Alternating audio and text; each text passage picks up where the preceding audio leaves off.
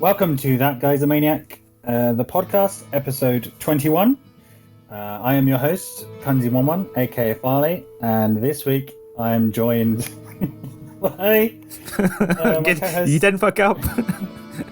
I know, I was going to throw you under the bus, and I thought, no, it's just mean. I'm joined by my co-host, Richie. Richie, introduce yourself. Hi, Farley. Hello. If you do not know, That Guy's a Maniac is a website we've been running for a long time now. We used to write blog posts, but now we just upload these podcasts. You can find that at www.thatguys.co.uk. You can also find us on the social medias, on Twitter, Instagram, Facebook, also under That Guy's a Maniac. And today we have a very special episode about a particular loot 'em up. A looter. Not a schluter, a looter. Yeah. But before that happens, Richie, how is this podcast possible? This podcast is made possible by our sponsor, and our sponsor this week is Griswold's Smithery. For all your randomly generated stat, weapon and armor needs, Griswold's Smithery. Yay. Griswold Smithery. Thank you very much, Griswold Smithery. Is it Smithery or is it Blacksmith? I mean, as I was saying the word, I was thinking, that's not right. It's a good job we don't fuck up the sponsor every week. It's a good job. So you want to talk about, or you tell us, what series do you want to talk about? Well, I have, because, I'm an aging gamer, whenever somebody sort of mentions an old game or something like that, the automatic instinct is to, let's dig it out and play it again. It must be great, and play it without any fucking, rose-tinted glasses and all that sort of stuff.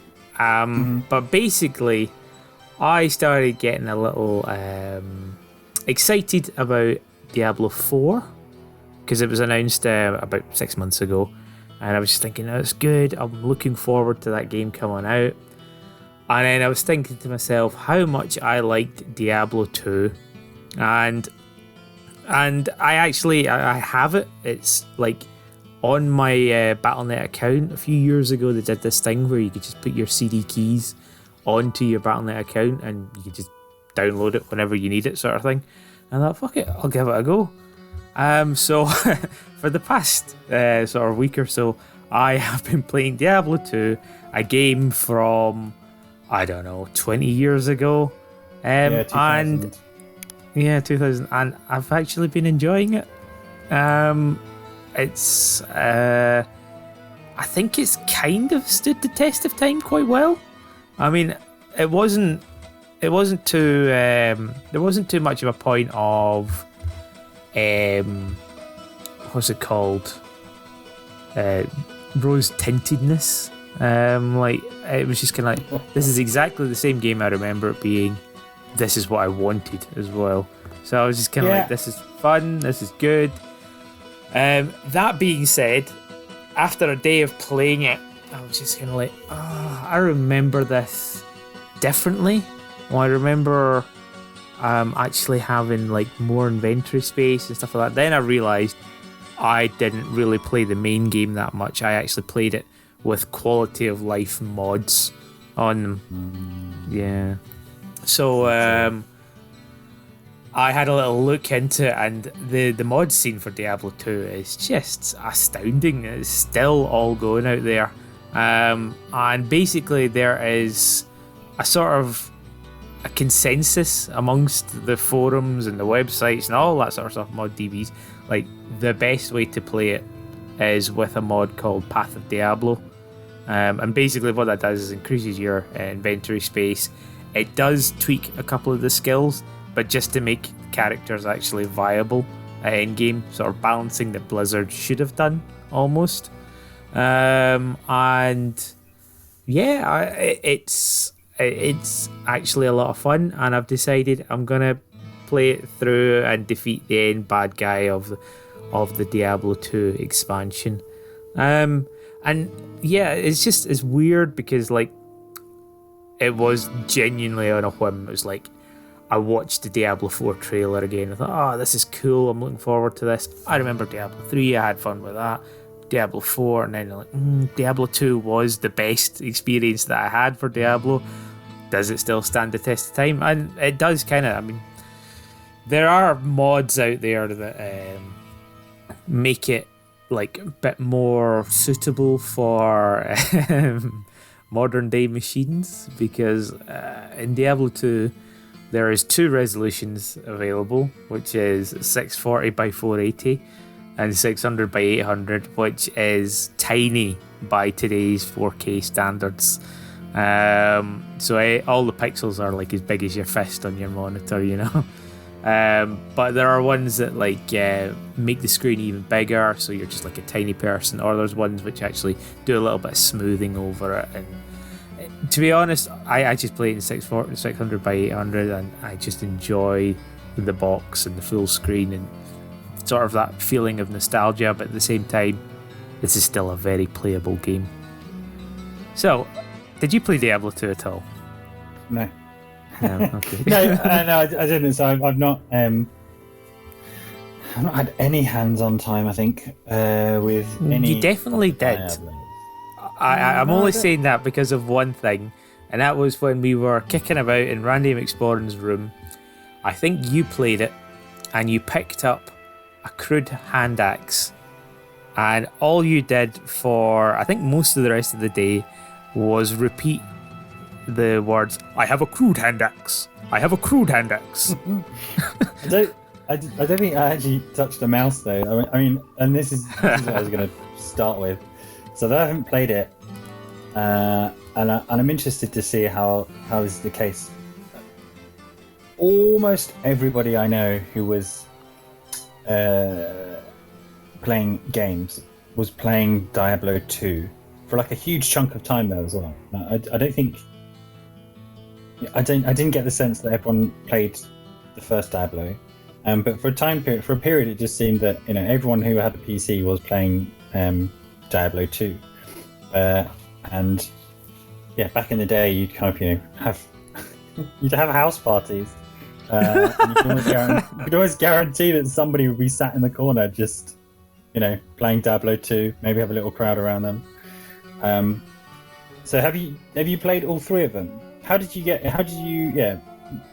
was it an advert? Was it a recommendation from a friend? Was it I played Diablo 1. I played Diablo 1, and I think it was it may have actually been like Doppelganger that got me into it, because he was entirely a Mac gamer, and back in the day, because I don't know if we've said that enough times in this podcast, but back in the day, Blizzard were very, very pro bringing out on both systems. So all of their, the Warcraft 2, even World of Warcraft, and all of the Diablo games and things like that, they all came out on PC and Mac. And I think they had cross play as well. So you could actually, I know. So because it was all sort of online sort of interactions, I think you could actually play against your mates who were playing on a Mac and things like that. Don't quote me on that. I have a feeling that was the case. It might not be the case. But I think their Battle.net thing was quite... what's the word I'm looking for? It meant to be able to sort of do cross-play and cross-compatibility. Yeah, I know that certainly in later games they definitely were able to as well. But yeah, so I've played Diablo 1, and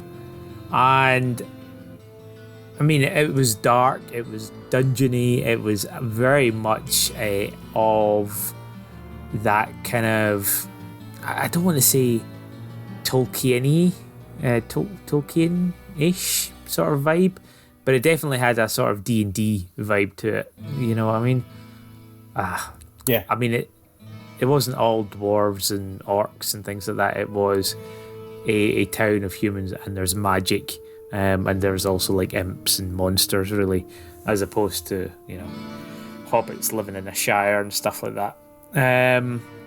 So it was a very, very D&D inspired game, but it didn't go as deep into mechanics as, say, something like Baldur's Gate or whatever, because that was like super, super D&D stuff where I think you actually see dice rolls on the screen of whether or not you got a crit or you've been failed an initiative check or something like that.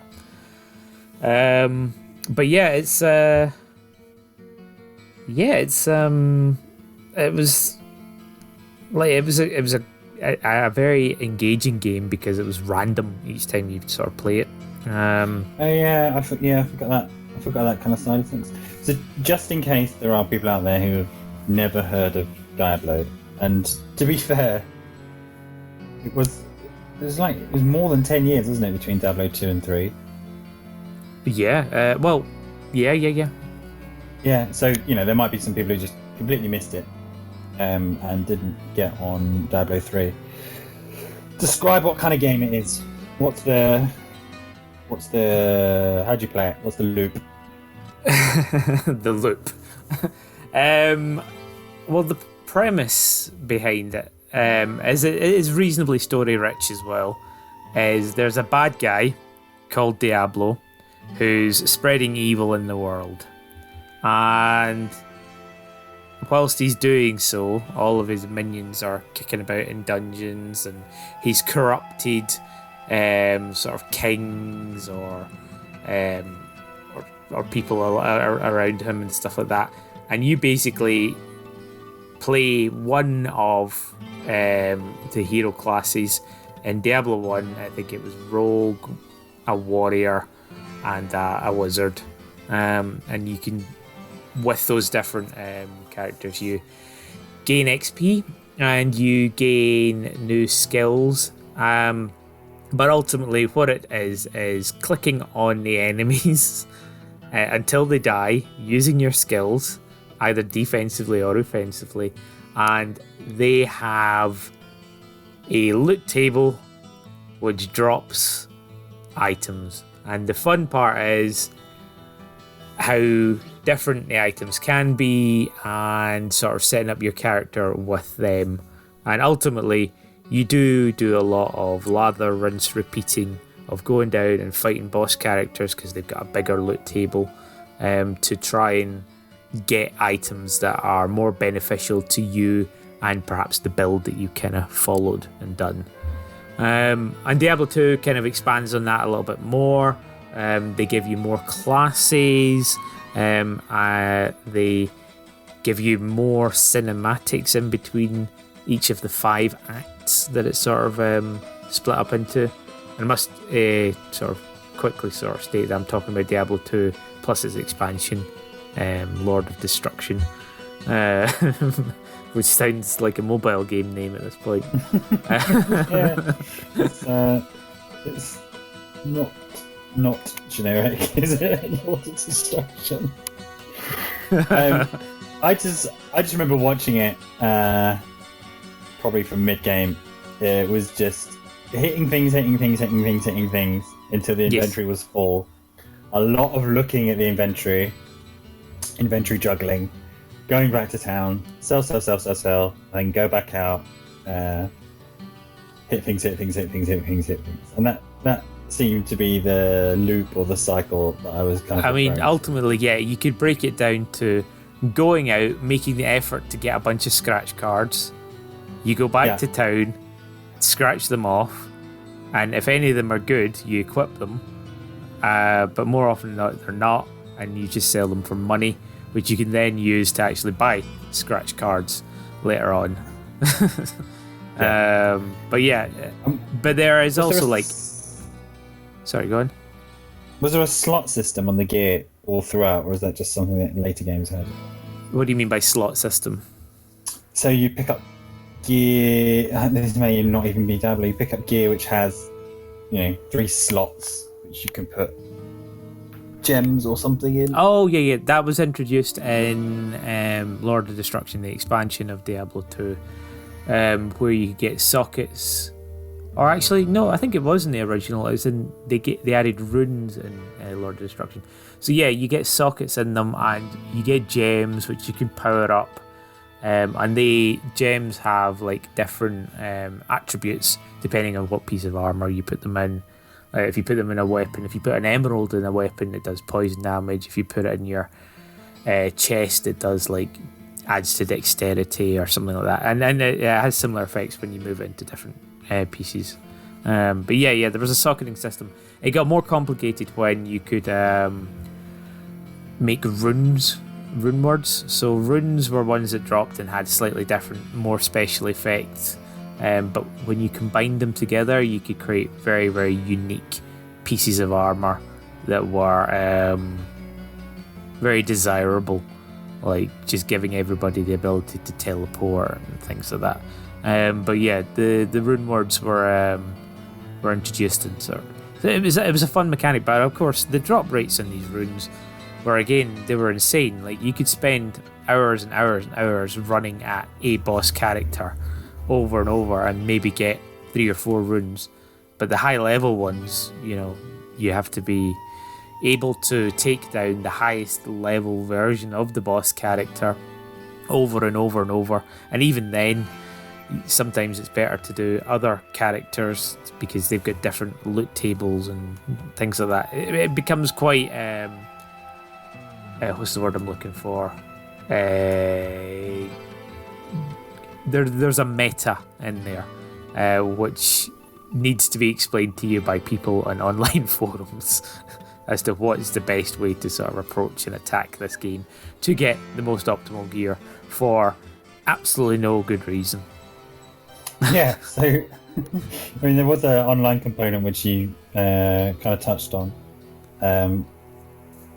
I guess unlike, if you've listened to previous episodes of the podcast, unlike some of your WoW exploits, the reason why you're running loot over and over and over again to get optimized gear or specific gear is to make your life a little bit easier. But in these games, there's an end. There's a big boss. I remember that you can the end boss kind of becomes laughable.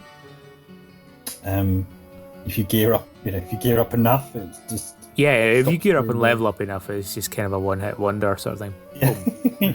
Yeah. But it depends on the difficulty level as well, because as you complete each level of Diablo 2, you unlock a harder version of the story with harder enemies and things like that.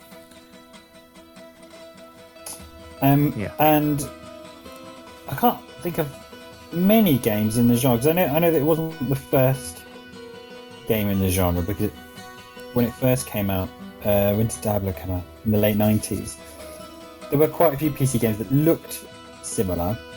I mean, the gritty, dark sort of Dungeons and Dragons, literally dungeony thing was used on a lot of games in the late 90s, and I don't know who the appeal market was, but I think it was the guys in the fingerless gloves with the leather trench coats. But yeah, the PC market was just very much dominated by dark demons from hell and all that sort of stuff. Even Doom to a certain extent as well. Yeah, but just the viewpoint, which is isometric. Kind of, yeah, isometric. So just remember seeing generic-looking barbarians from an isometric point of view with some kind of HUD with Gothic architecture and horns and a skull with flame eyes around it. So that was very much around a lot of the time. And then of course today, it's a whole branch of free-to-play, right? It's that kind of game. But they tend to focus more on, play it on your mobile, connect with up to 4 people. Basically just Diablo for a new age, but free-to-play. No, I mean, there are definitely... There's clones of it as well that still exist to this day.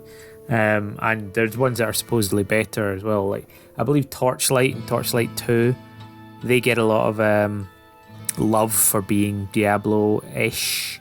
And they've got the same sort of random loot mechanic. And to a certain extent, it's really weird, but Borderlands is practically just Diablo 2 or Diablo games, but with a first-person shooter interface rather than an isometric one. Like even down to some of the stats that they choose and things like that is very, very, very evident when you play those games how similar the loot system is. And then I guess the two big direct comparators today are Divinity and Pillars of Eternity. Oh, Pillars of Eternity. Yeah, I've heard of that. But Divinity, I don't think is a looty one. I think it's a bit more RPG-y. I don't know. Maybe. Okay. But Divinity, as we know, it's been out for ages. You know, it's nearly like sort of 2010 it's been out since or something like that. It only just made it into our list. Did it make it into our list? Yeah. Oh, no. That was a different list. This is a list that we did on our website. Do you remember we did a list of like the best games of 2000 so far? Yeah, a bit of the decade. But Divinity, for some reason, was one of these. It was those shitty BuzzFeed things. Divinity 2 was for some reason there twice. I mean, players of Divinity probably know. Yes, that's right. Okay, because I was like, I can't remember you playing it, or have ever said you'd played it. No, I remember we were looking at it and saying, "Yeah, I've definitely got it." I've not played it. So, why did you go back to Diablo 2 and not right the way back to the beginning? I actually picked up Diablo 1 because they re-released it on Good Old Games, GOG. And I thought, that's worth having as a game, because that is one of the few that you actually don't get on the Battle.net installer. But yeah, I had a little play at it, and it's just so fucking slow. I think Diablo, the blue version of Diablo. Diablo is a bit more. It's slower, and even down to just probably not even having a run key. But even just like traipsing through the dungeon, and even worse resolution rates. It was it didn't capture as much as it needed to. I think with Diablo 2 there's enough fast-paced action going on to keep you engaged, but that's just completely lost in what's it called, in Diablo 1. So I don't think it stood the test of time as well as Diablo 2, and I'm sure there's a bunch of neckbeards which are, you know, shaking their jowls at me in disgust. But yeah, I think it's really just a case of Diablo 2 stood the test time a little bit better, and it's got a run button. I feel like Diablo 1, if it had a run button, I couldn't find it. But it was just very, very slow. Yeah. Hello. And what? So with this rerun you've been doing, have you been using an old character? Have you started again? Are you running? I started fresh. I didn't. I mean, I do actually have a save file, kicking about from like the original saves where I've got Random Explorer's character, I've got Doppelganger's character, I've got my own characters, and they're all kicking up in like the high 70s or whatever. And yeah, it's just like I could have gone back and jumped in and started doing that, but I wanted to do it fresh. You know, fresh, that meme fresh. That's what I wanted to do. Just sort of jump in, play it, enjoy it for what it was. And I mean, I don't think I'm going to play it to level 70. I think I'm going to get to the end character, have a bit of fun, and then I'll just drop it again for, until I'm 50, and then have another go then. So what class are you going through this time? I that much I did actually go back to my roots with. I went back as a necromancer. So the options in Diablo 2 are assassin, barbarian, Amazon, druid, necromancer, mage, and cocks and balls. God, what is it? What's the last one? Is it hunter or something? No. I'm trying to think of a generic Did I say Amazon? Yeah, you did. Yeah, I think it's necromancer. The last one's necromancer. Okay. Yeah. And yeah, I mean, my allure to the class was just like, it was the first character I played as. It gets a little weaker once you start doing like the hard nightmare modes.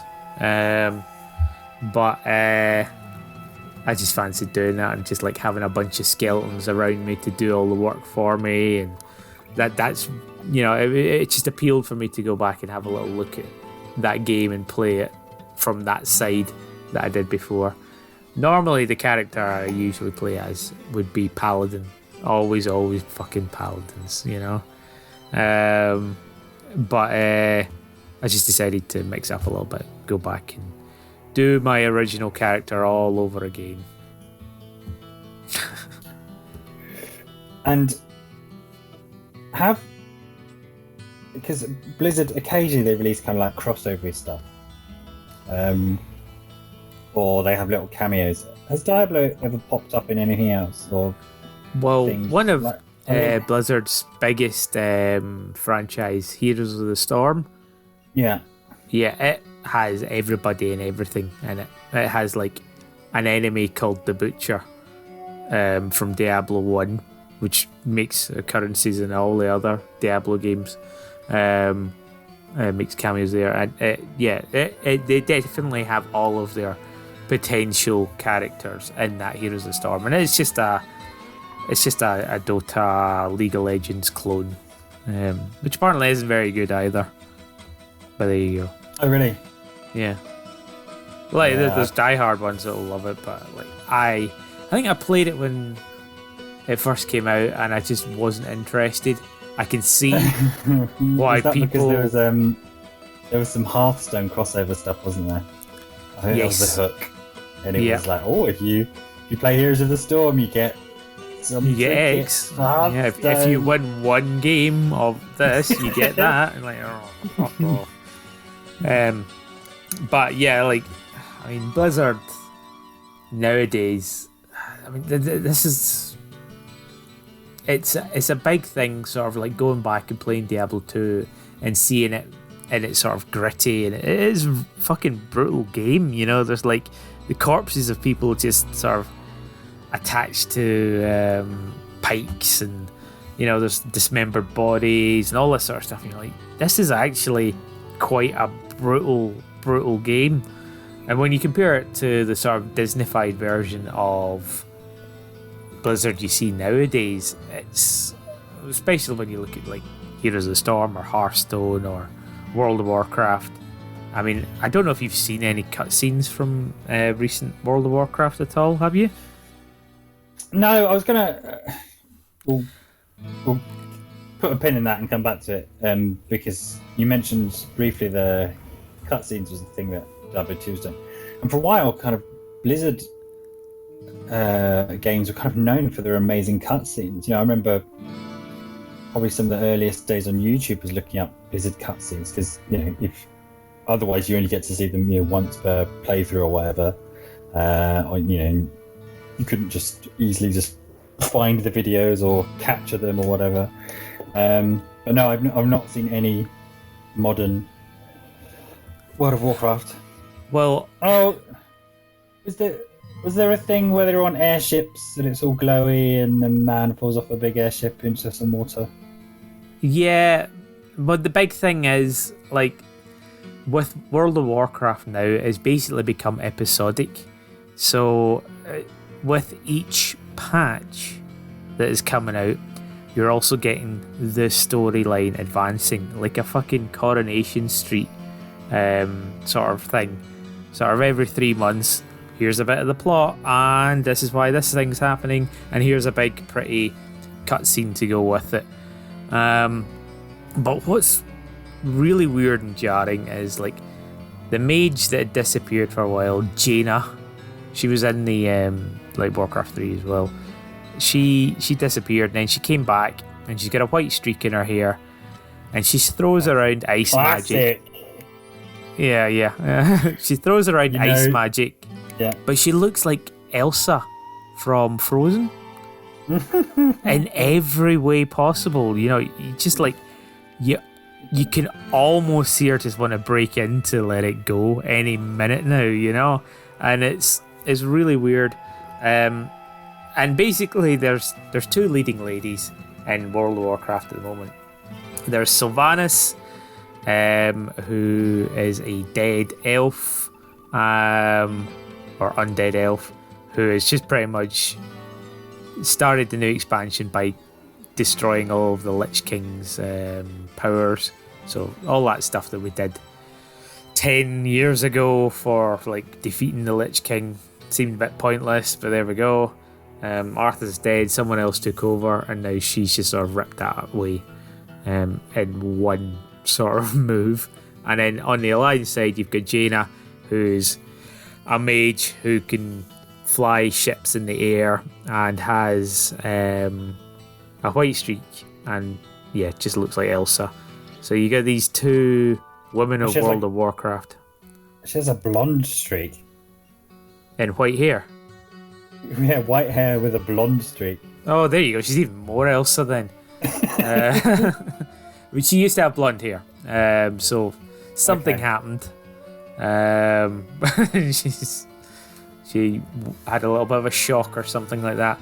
But yeah, so she runs around about, you know, with her hair, doing things and, you know, being unhappy. But yeah, just look it up on YouTube at some point. Battle for Azeroth, they're doing this whole big Coronation Street saga. I think her mum had something to do with things, and she killed somebody who once helped her, or she's might even be sexing Thrall in the background or something like that.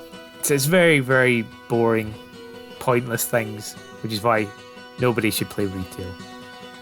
But yeah, sorry, I've diverged from Diablo 2. But yeah, but everything is very, very cartoony nowadays.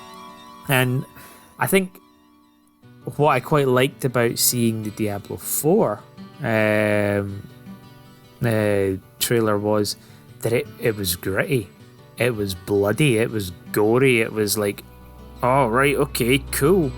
Well, this is a real step away from, you know, PG-13 Disney Blizzard, whereas now it's fucking R18 Hellraiser shit going on. So that's why I was like, this is where the 2 differences happen here. There is a big horror, you know, and gore influence on the Diablo side of things. So like, yeah, I'm excited for that. Yeah, which is interesting because wasn't it Diablo that it was one of those early games that kicked off controversy because in fact I think the German version has China, 0 blood. Germany, Australia, you can't show blood or dismemberment or skeletons or whatever. Blood is a complete no-no for all German games for a long time. So every game for a long time had different options to like either remove blood, or a very common thing that developers would do was make the blood green. Yeah, I remember there's a lot of games coming out with the make blood green option. So perhaps wrapping up, what are your hopes, dreams? So just to briefly touch, you bought Diablo 3 and then you and Doppelganger just caned it in a weekend. A Doppelganger went way further in on it, but I mean Diablo 3 had it's had a lot of iterations. When it first came out, it had the whole mess with the auction house, the madness of being able to use real money to buy fake randomly generated items, and all that sort of stuff. It was mental. And they changed so much about it. They've changed drop rates. So like nowadays, all you do to play Diablo is you actually play a full fresh run through of the game, but they've tweaked the season to have little fun different things. So you can now have like extra effects on weapons, or everybody gets a paladin skill or something like that each season, and basically you play through from fresh. You get your character up to the highest level possible, and you try and defeat the highest difficulty you can with the gear you have over and over and over. Its loop is most definitely a loop. And what bothered me the most about Diablo 3, and I think it was the same thing that Doppelganger, why he ended up dropping off it as well, is despite the characters looking different and feeling a little bit different, ultimately the bottom line, which I mentioned before, is hit things to make things pop and drop loot. Is all that you do, and you find the best way to do that with whatever meta guides you find, and you just basically hold down all the buttons, walk in, kill everything, and then you hope for these items falling. It's just a loot pinata game. Weirdly, I bought it for the Switch as well as the PC, and when I played it on the Switch, I was like, oh yeah, this was always meant to be a console game. Why the fuck was I playing it on the PC? And yeah, it plays very console-y. But yeah, it's you could pick it up and you could play it, and you would get your Diablo 3 kicks. But I don't understand why people are still playing it now, because it is hella repetitive, with very little gain out of it either. But yeah, and that. So with that, yeah. What are your hopes, fears, dreams for Diablo 4? My hopes for Diablo 4 are not to get too involved in the multiplayer side of things. What I liked about Diablo 2 was the division that existed between the online ladder and the online boards and all that sort of stuff, and just the single player, and sort of like never the twain shall meet. When you did co-op sort of stuff, you could actually just take your character in and play along with a mate, but they'd set like the XP rates to be perfect, so you couldn't boost people or any sort of shit like that. It was more a case of, you just play with your mates, and that's how it works. But with Diablo 3, it almost became multiplayer is endgame, if you know what I mean. So it's like, once you've got to the point where you're popping your loot pinatas, no problem. And bear in mind, with Diablo 3, you always need to be online as well, which was again another big thing of controversy when it first came out as well. But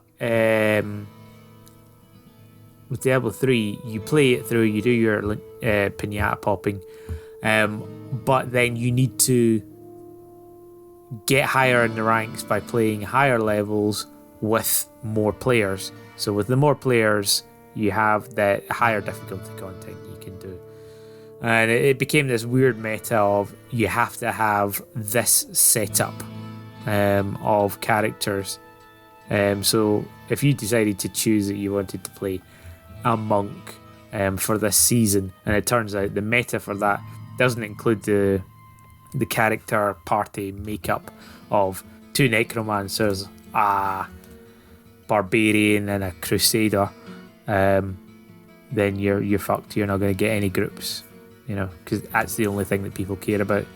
And that's what kind of made it a bit sad for me, is like the metas evolved so quickly for these seasons that it was kind of, what's the point? I'm just following someone else's guide on how to play this game.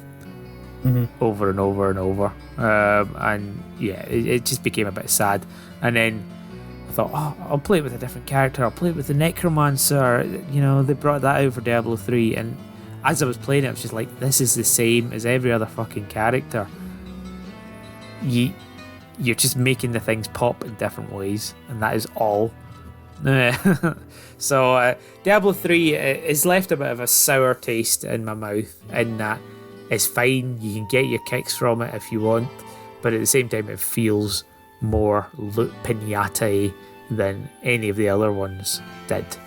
But with Diablo 4, I hope that there is a solid single player aspect where you can work on creating your character and making it better, and not having ridiculous means of how to sort of set the difficulties. Oh, that's another thing I sort of should have mentioned. It's like, as you proceed through the difficulty levels in Diablo 3, you know, it was normal, hard, hell, nightmare mode, and it suddenly became like Nightmare 1, Nightmare 2, Nightmare 13, Nightmare 14, Nightmare 15. Yeah, I remember you saying at the time. Yeah, it's just, yeah, you kind of push your character to see what nightmare level can I fit on, and ultimately you end up on Nightmare 13, and you've got the right gear set up to just survive in it, and you then just do pops, but you get more colourful things dropping on the screen. And you're like, well, okay, again, like, let's see what the scratch card has brought for me. But it is the same thing over and over and over and over again. And that's what got a little bit boring. So I would like to see a healthy single player campaign, lots of secrets, lots of extra things. The loot, I'd love to see something properly done with the loot that keeps the randomness of the things as random as possible.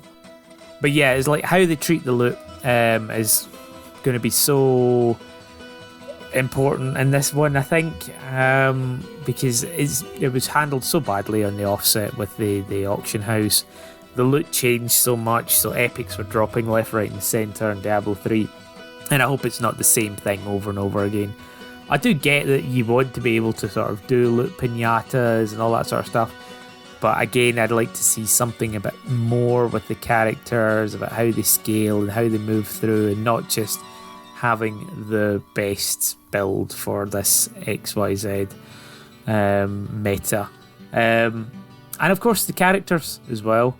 I don't know what they're going to bring into this version. I think they were talking about, like, I think there was a technical demo which was using the Diablo 3 engine, which had a druid in there as well, maybe some other classes, but I'd like to see what some of the new classes are going to be in Diablo, because there was always talk of Diablo 3 having more expansions and having some of the Diablo 2 characters, classes in there as well. But yeah, in general, I want more single player focus, just to make it a worthwhile playthrough. The loot to be something that's appealing rather than just, you know, pinata popping. And of course sticking to that dark Diablo world that we've got used to. And yeah, I think that's my wish list for that game. Ultimately I will play it regardless, but we'll see how it sort of pans out. So that's my wish list. That's When's where it I'm out? looking. I don't think they've Blizzard? given a date. It's Blizzard timelines, you know. Yeah, sometime in the next decade. Yep, exactly. Yeah. Cool. Okay. Well, that's Diablo. That's Diablo. And yeah, well, I'll let you know how I get on, whether I drop off on Diablo 2 or not, or whatever. I mean, I don't know why I'm playing it. Like, it's weird because World of Warcraft is basically, you know, Diablo 2 online, you know, in an MMO. And you can see so many of the things are the same. Even like when I'm playing the classic version, just seeing how the weapon degrades or the whatever degrades it's exactly the same sort of mechanics you just see sort of flying out there. But yeah, it's pointless because I've still got that on the go, but I'm enjoying it. So, there we go. Right, I'm going to shut up now. Is there anything else you wanted to say? No. Okay, good. Say goodbye, Farley. Goodbye. Bye. Bye. Bye. Stay a while and listen.